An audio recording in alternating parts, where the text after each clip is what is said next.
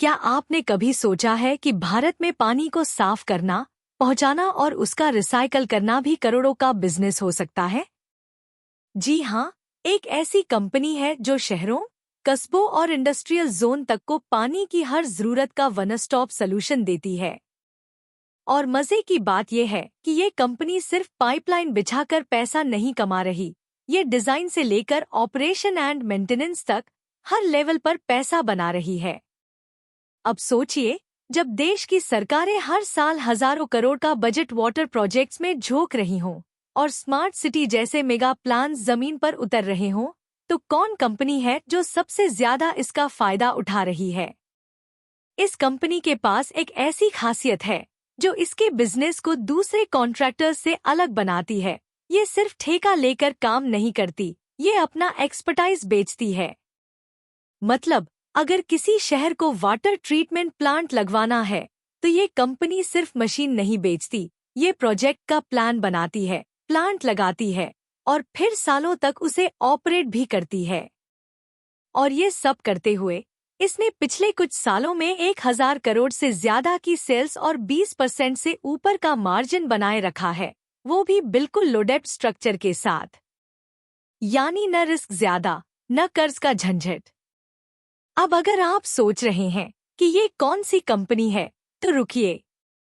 अगले हिस्से में मैं इसके balance sheet, order book, cash flow और ग्रोथ प्रोजेक्शन से बताएंगा कि क्यों ये स्टॉक असली में मल्टीबैगर बनने की काबिलियत रखता है। तो चलिए अब स्टॉक को डिस्कस कर लेते हैं।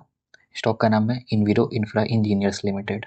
इसकी बैलेंस शीट है और इस साइट का नाम है स्क्रीनर। चलिए सबसे पहले मार्केट कैप देख लेते हैं। ठीक है, मार्केट कैप है 3781 करोड़। मीन्स ये स्मॉल कैप कंपनी है।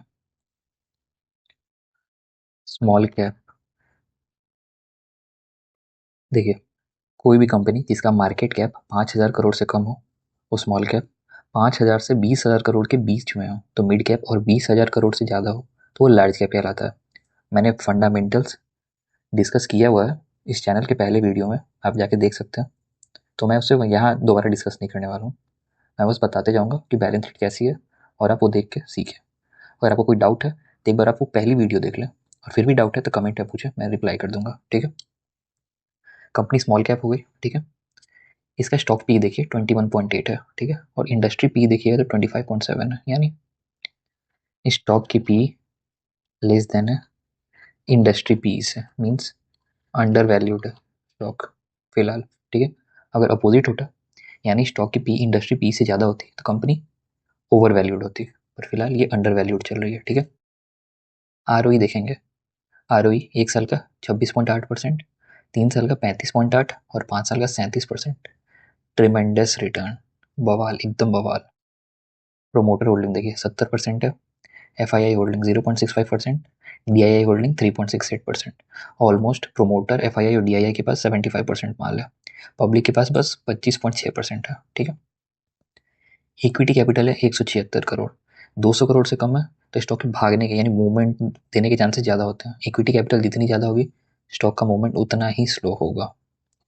डेप टू इक्विटी 0.13 है, ये 0.5 से कम रहती है तो ज़्यादा अच्छी रहती है। ठीक है, और ये ऑलरेडी कम है। प्लेज परसेंट देखें तो 0%, यानी कंपनी ने कुछ भी गिरवी नहीं रखा है। शानदार शानदार। क्वार्टरली रिजल्ट देखिए, मार्च 2025 में 71 करोड़, दिसंबर 2024 में 36 करोड़, ऑलमोस्ट डबल हुआ है मार्च क्वार्टर में। ठीक है, ईयरली देखते हैं, सेल्स देखते हैं 2020 से 90, 106, 185, 334, 726, 1046, एक्सपोनेंशियल ग्रोथ हुआ है सेल्स में। अगर देखें 6 साल में तो 1046 डिवाइडेड बाई 9 पे ऑलमोस्ट 12 टाइम्स सेल हो गया हुआ है। कितने स्टॉक्स में आपने देखा होगा कि 6 साल में 12 टाइम्स सेल हो जाता है।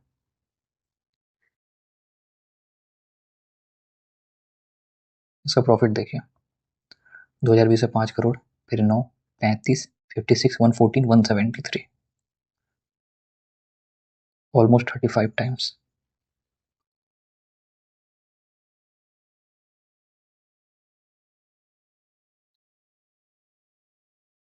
ठीक है, अर्निंग पर शेयर देखिए। अच्छा, ये स्प्लिट हुआ तो इसकी वैल्यू गिर गई हुई है, तो चलिए ठीक है, नेट प्रॉफिट से भी काम चल जाएगा।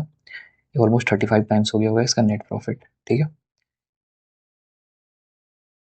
इक्विटी कैपिटल थी 2020 में 2 थी, उसका 26, 137, 176 है, ये बढ़ गई है, इसलिए यहाँ ईपीएस डाउन हो गया हुआ है।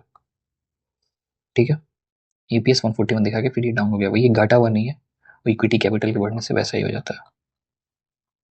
ठीक है, स्टॉक का प्राइस जस्ट 215 रुपये है। ठीक है, शानदार। इसका थोड़ा टेक्निकल देख लेते हैं चार्ट पे। ठीक है, ये ट्रेडिंग भी है। स्टॉक लॉन्च हुआ था एनएससी की साइट पे नवंबर 2024 में। उसके बाद उसने हाई बनाया 391.60 यानी 392 का हाई बनाया, और लो बनाया 182 का। 392 का हाई, 182 का लो। ठीक है, ऑलमोस्ट 53% डाउन गया है अपनी हाई से।